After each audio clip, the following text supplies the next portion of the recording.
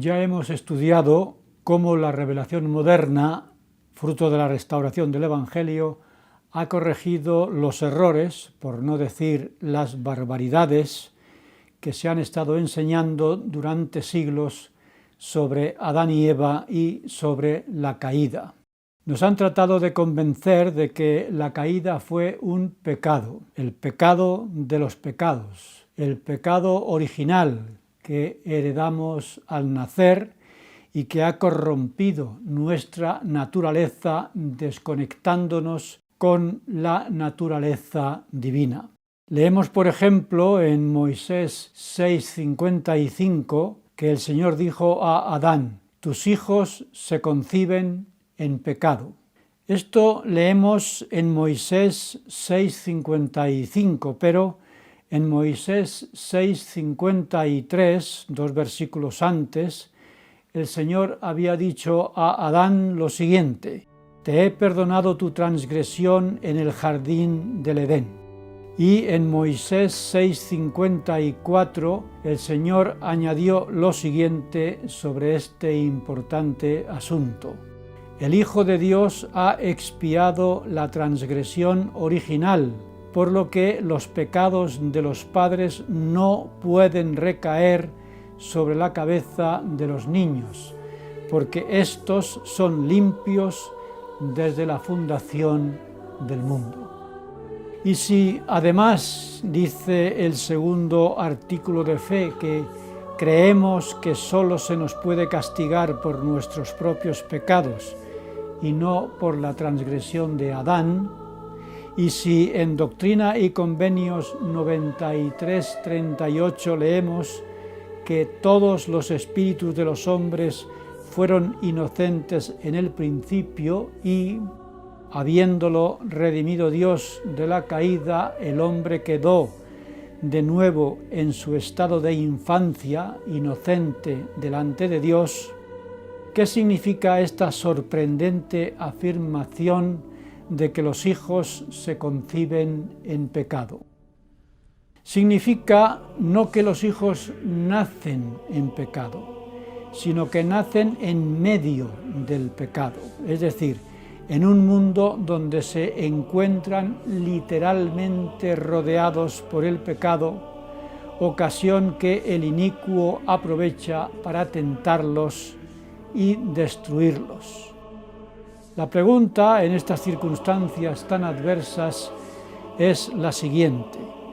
¿cómo debemos defendernos nosotros y defender a nuestros hijos contra la tentación del pecado?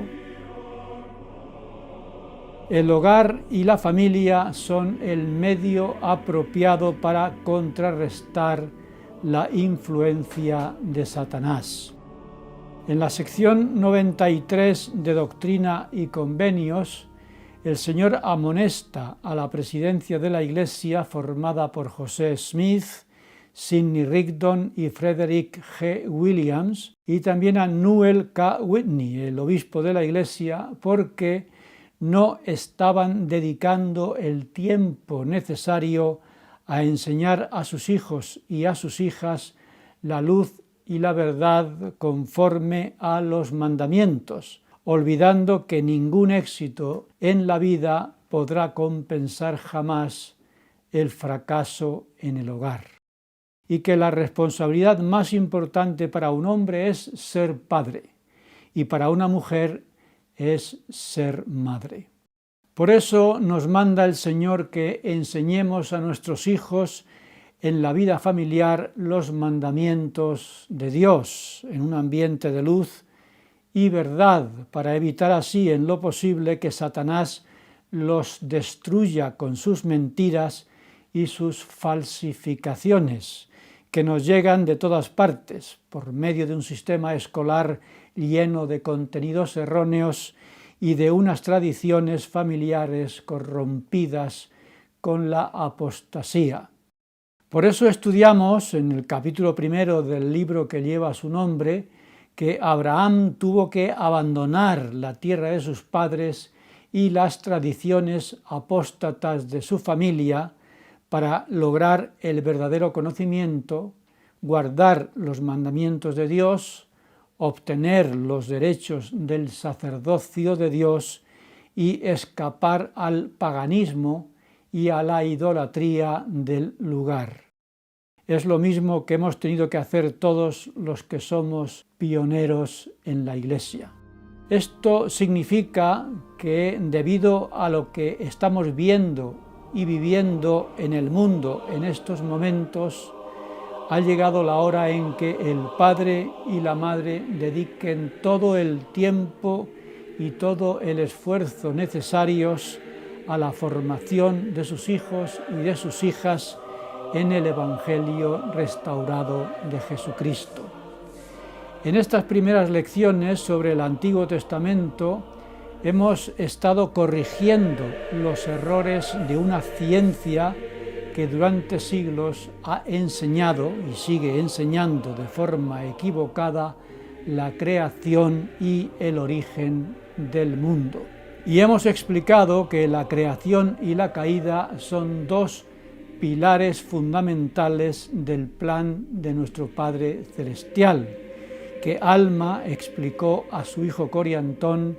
con nombres como gran plan de salvación, gran plan de felicidad,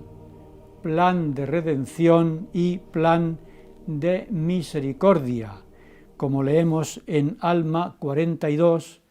en el que Alma nos da el ejemplo a seguir en la enseñanza de nuestros hijos. Alma dedica todo su esfuerzo a compartir su testimonio y sus enseñanzas sobre la importancia de cumplir los mandamientos de Dios con su hijo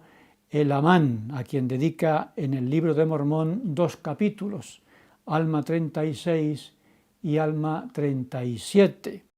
También a su hijo Siblón, a quien dedica el capítulo 38, y a su hijo Coriantón, a quien dedica con toda intensidad los capítulos 39 a 42, es decir, 4 veces más que a Siblón y 2 veces más que a Elamán. ¿Por qué dedica más tiempo a su hijo Coriantón? Pues porque este era el hijo rebelde, y Alma demuestra su gran amor por él, no perdiendo nunca la esperanza de que se arrepintiera. Y lo consiguió, porque leemos que Coriantón volvió a predicar la palabra de Dios. Los padres deben demostrar a todos sus hijos un amor incondicional y no perder nunca la esperanza de que todos ellos sigan el camino enseñado en su niñez y en su juventud, a pesar de los errores que aprendan en este mundo. Los errores que se han enseñado sobre los 2 primeros pilares del plan de nuestro Padre Celestial, la creación y la caída, han tenido siempre como propósito acabar con el tercer pilar de este gran plan, que es la redención de Jesucristo. Porque saben muy bien quienes esto intentan que si acaban con los 2 primeros pilares, el tercer pilar se convertía en algo innecesario y desechable. Eliminar a Jesucristo y su misión salvadora y redentora ha sido el objetivo del anticristo desde el principio. En esta lección, después de la caída, vemos a Adán y a Eva en el versículo 1 de Moisés 5 trabajando juntos fuera del jardín, cultivando la tierra y ejerciendo dominio sobre todas las bestias del campo. Esta es una imagen que se me ha quedado muy grabada desde el momento en que estudié el libro de Moisés. Cuando yo iba a la escuela nos hablaban del hombre prehistórico, un ser primitivo que llevaba una vida trashumante y nómada hasta que, después de miles de años, dominó la agricultura y la ganadería y logró finalmente una vida sedentaria en el Mesolítico, como nos decían, sedentarismo necesario para su desarrollo cultural civilizado. Pero la revelación moderna nos muestra al primer hombre y a la primera mujer dominando la agricultura y la ganadería sin necesidad de esperar esos miles de años de la llamada Edad de Piedra. Y esto no es nada, porque en Moisés, capítulo 6, versículos 5 y 6, leemos que en tiempos de Adán y de Eva se llevaba un libro de memorias que se escribía en el lenguaje de Adán, que era un idioma puro y sin mezcla, que usaban para enseñar a sus hijos a leer y a escribir, y de esa manera llevaban un registro de las revelaciones de Dios sobre el plan de salvación y de redención. Estas revelaciones ayudaban a Adán, y a Eva y a sus descendientes a mantenerse aparte de los errores citados de la religión y de la ciencia apóstatas que han llegado hasta nosotros inspiradas por el padre de las mentiras. Es decir, que no fueron necesarios millones de años de evolución para que el hombre y para que la mujer desarrollaran la habilidad del lenguaje. Porque leemos que Adán y Eva, cumpliendo el mandamiento recibido, empezaron a tener hijos e hijas y a llenar toda la tierra. Y el Señor mandó a Adán y a Eva que enseñaran a sus hijos